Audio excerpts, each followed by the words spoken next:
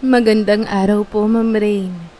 Hindi po ako yung tipo ng taong madaling maniwala sa mga kwento tungkol sa engkanto.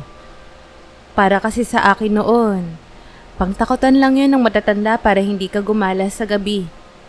Lumaki ako sa probinsya na halos magkakakilala ang lahat. Simpleng buhay, walang masyadong nangyayari. Kung may kakaiba man, sanay na kaming ipagsawalang bahala iyon. Hanggang sa dumating yung panahon na ako na mismo ang naging laman ng kwentong pinagtatawanan ko dati. May matanda kaming kapitbahay na si Aling Rosa. Tahimik lang siya pero tuwing makikita niya ako sa hapon, laging pare-pareho ang sinasabi. "Huwag kang lalabas mamayang 12:00. Kahit anong marinig mo, huwag." Noong unang nginitian ko lang siya. Minsan pa nga sinagot ko ng pabiro.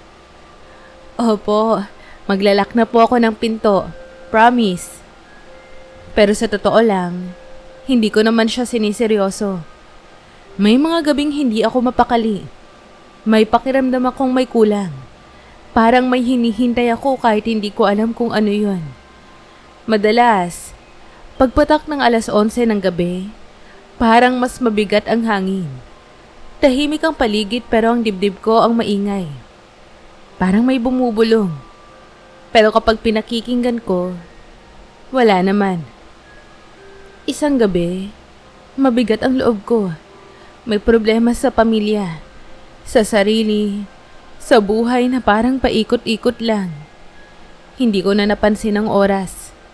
Nang silipin ko ang cellphone ko, eksaktong 12:00 na. Doon ko naalala ang babala ni Aling Rosa. Dapat, papasok na ako sa bahay. Pero may kung anong nagtulak sa akin palabas. Paglabas ko, biglang nanahimik ang paligid. Walang kuliglig, walang hangin. Ramdam ko ang lamig sa batok ko. Parang may nakatingin. Hindi ko alam kung saan. Napahinto ako sa gitna ng daan at saka ko narinig ang mahinang boses sa likuran ko. "Huli ka na." Napalingon ako agad, pero wala akong nakita sa likod ko. Madilim ang daan. Iisang poste lang ng ilaw ang bukas, at parang mas mahina pa kaysa sa dati. Akala ko na mali lang ako ng pandinig dahil napagod na ako. Kaya naglakad na lang ulit ako pa uwi. Isang hakbang pa lang, may nagsalita ulit. Mas malinaw na ngayon. "Hindi ka dapat lumalabas ng ganitong oras." May lalaking nakatayo sa gilid ng kalsada. Parang kanina lang wala naman siya ron. Simple lang ang suot niya. Itim na damit, mukhang ordinaryong tao. Pero may kung anong kakaiba sa tingin niya. Hindi nakakatakot pero hindi rin normal. Parang alam niya na agad kung sino ako. "Sino ka?" Tanong ko. Pilit pinapakalma ang boses ko. Ngumiti siya ng bahagya. "May mahalaga kang nakalimutan." Hindi kita kilala." "Hindi pa. Pero matagal na kitang hinihintay." May gusto akong itanong pero parang may pumigil sa dila ko. Ang dibdib ko ang biglang bumigat. Napansin kong nakatingin siya sa pulso ko sa kamarahang hinawakan yun. Hindi masakit pero parang may dumaloy na init. Pagbitaw niya, umatras siya ng isang hakbang. "Umuwi ka na. Hindi pa ngayon." Sabi niya. Bago pa ako makapagsalita ay nawala na siya. Parang usok. Pag-uwi ko sa bahay, doon ko lang napansin ang bakas sa pulso ko. Parang marka na hindi ko maalala kung kailan lumitaw. At kahit pilitin kong matulog, isang mukha lang ang paulit-ulit kong nakikita sa dilim. Kinabukasan, una kong tinignan ang pulso ko. Nandoon pa rin ang marka. Hindi siya masakit. Hindi rin makate. Pero parang mas malinaw na kaysa kagabi. Parang hugis daliri na bahagyang nakabaon sa balat ko. Sinubukan kong hugasan, kuskusin, kahit takpan ng relo. Pero walang nagbago. Parang ayaw nitong matanggal. Habang tumatagal ang araw, parang may mali sa paligid. May mga sandaling parang humihina ang tunog ng mundo tapos biglang babalik. Sa trabaho, napapahinto ako bigla. Hindi dahil sa pagod, kundi dahil parang may tumatawag. Walang pangalan, walang boses, pero ramdam ko. Nang gabing yon, hindi ko na namalayan kung kailan ako nakatulog. Bigla na lang akong nasa isang lugar na hindi ko kilala. Gubat. Malamig.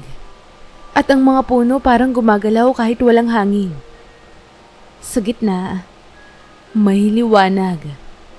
At doon siya nakatayo. Hindi ka dapat matakot, sabi niya. Panaginip ba to? Ngumiti siya pero may lungkot sa mata niya. Kung panaginip man, bakit dala mo ang marka? Tumingin ako sa pulso ko. Nagniningning ito ng mahina. Bigla akong hinina ng lupa pababa. Parang may humatak sa akin. May boses na umuulit sa paligid. Mahina pero malinaw. Sa akin ka. Nagising ako ng hingal na hingal. Basa ng pawis ang likod ko. Ang marka sa pulso ko ay parang mas mainit na ngayon. Na para bang may sariling buhay. Sumapit muli ang gabi at hindi na ako nagulat nang magising ako sa gitna ng kagubatan. Ang ikinagulat ko ay ang katahimikan. Walang kuliglig, walang ibon, at kahit ang mga dahon ay hindi gumagalaw. Nakatayo ako sa lupang hindi ko kilala. Malamig sa paa kahit tuyong-tuyo. Nang tumingin ako sa langit, wala akong makita kundi makapal na ulap na parang mababalang ang pagitan sa lupa. Hindi na to panaginip. Bulong ko sa sarili ko. Mula sa likod ng mga puno, lumabas siya. Hindi na siya mukhang karaniwang tao. Pareho pa rin ang mukha pero may kakaibang liwanag sa balat niya. At ang mga mata niya, parang mas malinaw kaysa dati. Doon ko naramdaman ang bigat sa dibdib ko. Nasaan ako? Sa mundo namin. At dito, ligtas ka. Ipinakita niya sa akin ang paligid. Mga landas na biglang sumusulpot. Ilaw na parang alitaptap pero mas buhay. At hangin na may sariling galaw. Maganda ang lahat. Pero may lungkot na nakabalot sa bawat sulok. Bakit ako nandito? Tanong ko ulit. Sandali siyang tumahimik. Dahil pinili ka. Gusto kong umatras pero hindi gumalaw ang paa ko. Hindi siya humawak. Hindi nagbanta. Pero ramdam kong wala akong kontrol. Sa unang pagkakataon, naisip ko na bihag na ako. Hindi ng tanikala, kundi ng mundong hindi ko maintindihan. Dinala niya ako sa isang lugar na parang tahanan. Pero hindi ko masabing bahay. Walang pader, walang pintuan, pero malinaw ang hangganan. Parang alam ng hangin kung hanggang saan lang ako pwedeng lumapit. Doon niya sinabi ang mga bagay na hindi ko akalaing maririnig ko sa buong buhay ko. May mga batas dito. Sabi niya, diretso ang tingin sa akin. At kailangan mo yung maintindihan. Ipinaliwanag niyang bawal akong sumigaw ng may takot. Dahil naririnig yun ng iba. Bawal akong tumanggi ng diretsahan. Dahil ang pagtanggi ay itinuturing na hamon. At higit sa lahat, bawal akong umiyak ng malakas. Dahil ang luha raw ng tao ay may kapangyarihang hindi ko pa kayang kontrolin. Sinubukan kong itanong kung kailan ako makakauwi. Pero pinigilan niya ako bago pa man lumabas ang salita. Sa kabila ng mga bawal, napansin kong hindi ako nagutom. Hindi ako napagod. Tuwing nanginginig ako, kusang bumabagal ang paligid. Tuwing natatakot ako, nandyan siya. Hindi para hawakan ako, kundi para tiyaking hindi ako lalampas sa hangganan. Unti-unti, napansin kong hindi siya mukhang masaya sa ginagawa niya. Parang bawat utos ay may bigat. At doon ako napaisip, kung bihag ako, bakit parang nakakulong din siya? Lumipas ang mga araw na hindi ko na binibilang. Sa mundong yun walang araw o gabi. Damdamin lang ang batayan ng oras. Mas tumatagal ako roon. Mas nagiging malinaw ang presensya niya. Hindi na lang siya bantay o tagapagsalita ng mga batas. Siya na ang unang mukha na hinahanap ko kapag nagigising ako. Madalas kaming mag-usap ng walang pakay. Tinanong niya ako tungkol sa mundo ng tao. Kung bakit kami nasasaktan kahit may kalayaan. Kung bakit kami natatakot magmahal kahit may pagpipilian. Sinabi ko sa kanya na hindi laging sapat ang pag-ibig para manatili. Pero minsan, sapat yon para bumalik. Tahimik siyang nakinig saka nagsalita. Sa amin, bawal ang umibig sa tao. Kapag ginawa namin yon, nawawala ang balanse. Bakit naman? Dahil mas marunong kayong masaktan at natuto kaming sumunod. May mga sandaling magkatabi lang kami nang walang usapan. Hindi siya lumalapit ng sobra. Hindi rin umaatras. Parang may linya sa pagitan namin na pareho naming ayaw tawirin. Isang beses, napansin kong nanginginig ang kamay niya. Hindi dahil sa galit, kundi sa takot. Doon ko naramdaman ang bigat sa dibdib ko. Sa gitna ng lahat ng bawal, doon ko unang inamin sa sarili ko na hindi natakot ang nararamdaman ko para sa kanya, kundi pag-aalala. Hindi ko siya kasama nang mangyari yun. Nag-iisa ako sa isang bahagi ng mundo nila na hindi niya ako karaniwang dinadala. Tahimik. Masyadong tahimik. Hanggang sa maramdaman kong may ibang presensya. Hindi lang isa. Marami. Lumitaw sila mula sa anino. Magkakaiba ang anyo pero pare-pareho ang tingin sa akin. Huwag kang masyadong magtiwala. Hindi ka pinili. Ginamit ka. Sabi ng isa na malamig ang boses. Gusto kong sumagot pero nanigas ang dila ko. Lumapit pa yung isa. Kapag natapos ang ritual, papalik ka sa mundo nyo na walang maaalala. Ganon palagi. Sinungaling kayo. Pilit kong sabi kahit nanginginig ang tuhod ko. Nagpalitan sila ng tingin. Umiiyak siya gabi-gabi.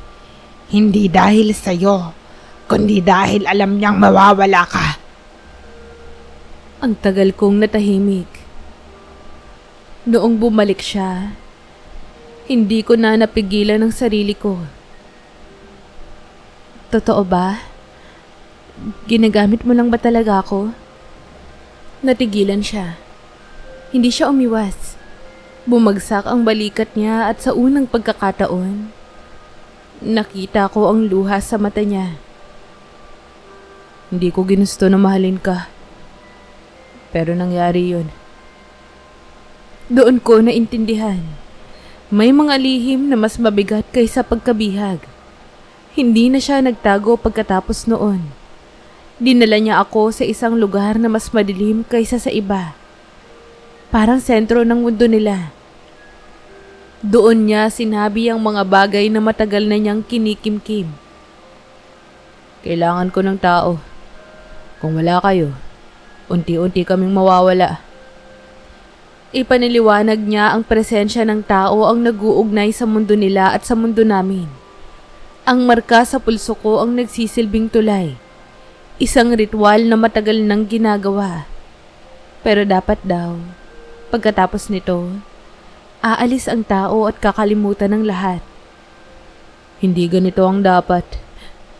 Hindi ako dapat umibig. Bihag ka lang dapat. Tahimik akong nakinig. Ramdam ang bigat ng bawat salita. Kung ganon, bakit mo ako hinahayaan? Dahil ayokong umalis ka nang hindi pumipili. Biglang lumabas ang dalawang landas sa harapan ko. Ang isa, ang pagbalik sa mundo ng tao na parang walang nangyari. Ang isa, ang pagpapanatili. Alam ang lahat, dala ang sakit at katotohanan. Hindi kita pipilitin. Sa pagkakataong ito, malaya kang pumili. Sa unang pagkakataon mula nang makarating ako dito, ramdam ko ang takot na totoo. Hindi dahil bihag ako, kundi dahil may pagpili na ayaw kong gawin. Hindi ako sumagot agad. Sa halip, bumalik ako sa mundo ng tao na parang panaginip na biglang naputol. Nasa kwarto na lang ako kinabukasan. Maayos ang lahat pero may mali. Parang may pawang sa isipan ko na hindi ko maipaliwanag. May mga sandaling tititig lang ako sa dingding. May hinahanap pero hindi ko alam kung ano. Napansin kong unti-unti akong nakakalimot. May mga pangalan na pamilyar pero walang mukha. May mga panaginip na pagising ko ay parang abo na lang ang natitira. Tinignan ko ang pulso ko. Nandoon pa rin yung marka. Pero mas makapal. Mas mabigat ang pakiramdam. Tuwing gabi, may naririnig akong mahina at malungkot na tinig. Parang galing sa ilalim ng lupa. Hindi siya humihingi. Hindi tumatawag. Parang naghihintay lang. Isang gabi, nakatayo ako sa harap ng salamin at bigla kong naintindihan. Hindi siya nawala. Unti-unti ko lang siyang binibitawan. At sa bawat alaala na nawawala, may bahagi rin ng nasarili ko na nabubura. Hindi ako dinala pabalik. Walang humila, walang tanda. Kusang gumalaw ang paa ko palabas ng bahay. Papunta sa lugar na minsan ko nang tinakasan. Sa pagkakataong yun, malinaw ang isip ko. Hindi na ako bumabalik bilang bihag. Bumabalik ako dahil yun ang gusto ko. Hindi niya ako sinalubong. Ako mismo ang tumawid pabalik sa mundong yun. At doon ko naramdaman ang kaibahan. Walang biglang lamig. Walang paghila. Parang kinilala ng lupa ang hakbang ko. Nang makita niya ako, nanlaki ang mga mata niya. Hindi sa gulat kundi sa takot.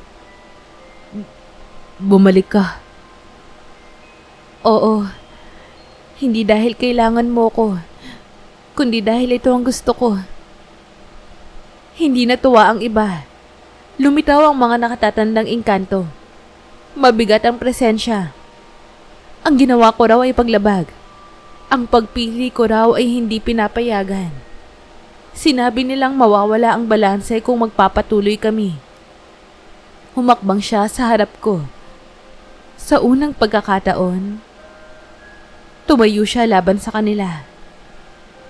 Kung bawal ang pag-ibig, ako ang lalabag. Sabi niya, ramdam ko ang pagyanig ng paligid. Parang may pumutol na ugnayan. Biglang uminit ang pulso ko. Ang marka ay kumislap. At unti-unting naglaho. Bumagsak siya sa tuhod. Hingal na hingal. Nawawala ang liwanag sa paligid niya na parang hinuhubad ang isang bahagi ng sarili niya. Malaya ka na. Sabi niya at pilit nang ngumiti. Tahimik ang mundo pagkatapos noon. Hindi na ito kasing liwanag ng dati. Pero hindi rin madilim. Parang huminto sa pagitan ng dalawang paghinga. Tinulungan ko siyang tumayo at doon ko napansin ang kaibahan. Nandito pa rin siya pero may kulang. Hindi na siya ganap na engkanto. Kalahati na lang. Sabi niya na parang nagbibiro pero may lungkot sa ngiti. Sapat para manatili. pero hindi sapat para mamuno. Hindi kami pinalayas pero hindi rin kami tinanggap ng buo. Pinayagan kaming manatili sa hangganan. Hindi lubos na mundo ng tao, hindi rin ganap na mundo ng engkanto. Doon kami nanirahan sa lugar na tahimik at walang batas na ipinipilit. May mga gabing nakaupo lang ako at iniisip ang buhay na iniwan ko. May mga alaala na pagiging tao na unti-unting lumalabo pero hindi masakit. Hawak niya ang kamay ko tuwing mapapahinto ako. May pagsisisi ka ba? Minsang tanong niya. Umiling ako. Kung uulitin man ang panahon, ikaw at ikaw pa rin ang pipiliin ko. Sa lahat ng mundong pwede kong piliin, pinili kong manatili. At sa pagpiling yon, doon ko nahanap ang sarili ko. Kamusta po kayo? Muli, maraming salamat po sa pagsubaybay. Huwag niyo po sanang kalilimutang mag-like, share, comment, at subscribe. Hello po sa mga subscribers ko at welcome po sa mga bago kong subscribers. Palagi po kayong mag-iingat. Hanggang sa muli!